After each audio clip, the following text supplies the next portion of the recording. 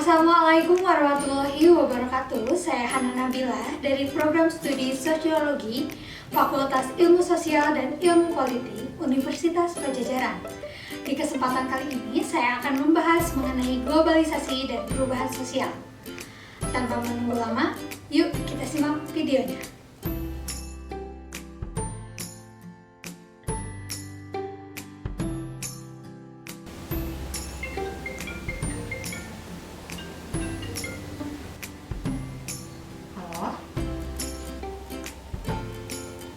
Halo?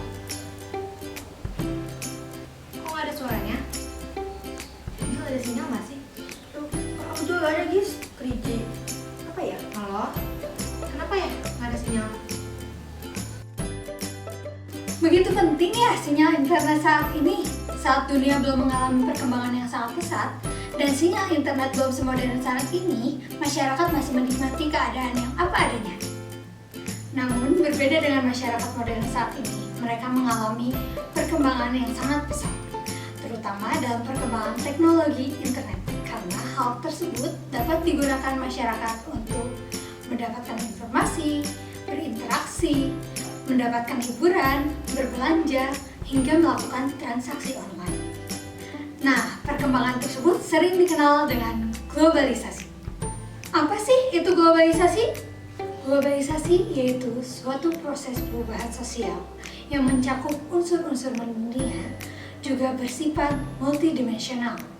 Maksud dari multidimensional di sini tidak hanya mencakup satu unsur saja, akan tetapi banyak hal, baik itu politik, ekonomi, dan budaya. Sehingga masyarakat dapat melakukan hubungan satu sama lain. Karena pada dasarnya globalisasi bisa menjadi tantangan dan juga kesempatan, apalagi melihat perkembangan saat ini, dunia sudah mulai pesat, mendukung masyarakat untuk berhubungan dan terlibat dalam globalisasi. Bila dikaitkan dengan sosiologi, Anthony Giddens menjelaskan bahwa globalisasi sebagai cara hidup masyarakat pada masa kini yang tidak hanya berbicara tentang aspek politik, budaya, dan ekonomi, akan tetapi membicarakan juga mengenai fenomena masyarakat di kehidupan sehari-hari. Lalu, bagaimana antara globalisasi dan perubahan sosial? Globalisasi memiliki keterkaitan dengan perubahan sosial yang terjadi di masyarakat. Jadi, globalisasi merupakan salah satu penyebab terjadinya perubahan sosial. Dengan adanya globalisasi, kita dapat mengenal kebudayaan, teknologi, gaya hidup dari negara lain. Mari kita lihat perubahan globalisasi yang terjadi di masyarakat. Contohnya seperti K-pop, drama Korea, Hollywood, dan Bollywood.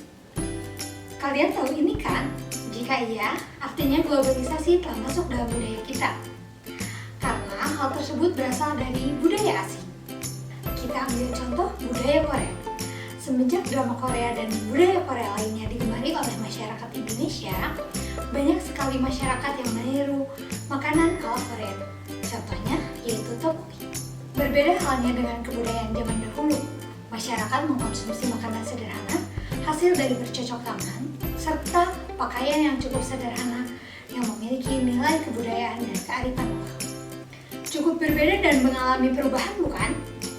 Nah, sekarang kita lihat yuk bagaimana dampak globalisasi dalam bidang ekonomi. Sebelumnya, kita perlu tahu salah satu bentuk globalisasi ekonomi yang ada di lingkungan kita. Seperti adanya perusahaan asing yang melakukan kegiatan produksi dan jual beli dalam bentuk perusahaan atau pabrik di Indonesia. Lalu, apa sih dampaknya? Yang pertama, kita lihat dulu ya dampak positifnya. 1. Mendorong pertumbuhan ekonomi pada negara berkembang, salah satunya Indonesia. 2. Menurunkan angka tingkat kemiskinan dunia. Hal ini dikarenakan adanya peluang naiknya pendapatan suatu negara hasil dari perdagangan pasar bebas yang berskala internasional dan adanya peluang pekerjaan. 3. Meningkatkan pasar bebas secara global yang dapat memenuhi kebutuhan penduduk, baik barang atau jasa. Kemudian kita lihat dampak negatifnya. Karena adanya peningkatan pasar bebas secara global, maka semakin banyaknya permintaan yang dilakukan oleh konsumen. Hal ini dapat menyebabkan terjadinya pencemaran lingkungan, di mana lingkungan tak lagi sehat, lalu krisis air bersih, hingga bencana alam sekalipun. Selain itu, globalisasi ekonomi juga mengakibatkan adanya peningkatan kondisi ekonomi yang tidak stabil dan sensitif terhadap berbagai peristiwa. Misalnya, terjadinya perang dan adanya terorisme di suatu negara. Nah, bila berbicara tentang globalisasi ekonomi, tentu erat kaitannya dengan kapitalisme, struktur ekonomi global, dan arus ekonomi global. Seperti yang kita ketahui bahwa globalisasi ini sudah melekat pada kehidupan masyarakat, sehingga sulit untuk dipisahkan. Karena adanya sebuah koneksi yang dapat menghubungkan satu sama lain, sehingga dapat menciptakan sebuah kesempatan untuk melakukan kerjasama usaha yang semakin lebar. Seperti para kapitalis yang memiliki modal kini dapat dengan mudah melakukan investasi atau membuka perdagangan bebas dimanapun. Lalu, muncul sebuah lembaga internasional yang dapat mengatur sebuah perjalanan perdagangan tersebut, yaitu WTO atau World Trade Organization, yang merupakan organisasi perdagangan dunia yang memiliki sebuah aturan khusus yang dapat mewadahi berbagai upaya yang dilakukan oleh pedagang dunia dan membantu mengatasi masalah yang terjadi.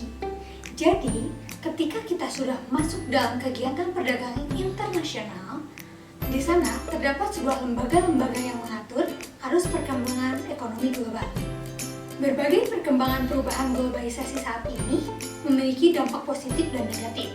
Maka, sudah seharusnya kita sebagai manusia dapat memilah dan memilih hal-hal positif yang mampu memberikan perkembangan perubahan globalisasi saat ini secara signifikan bagi negara dan masyarakat, khususnya Indonesia.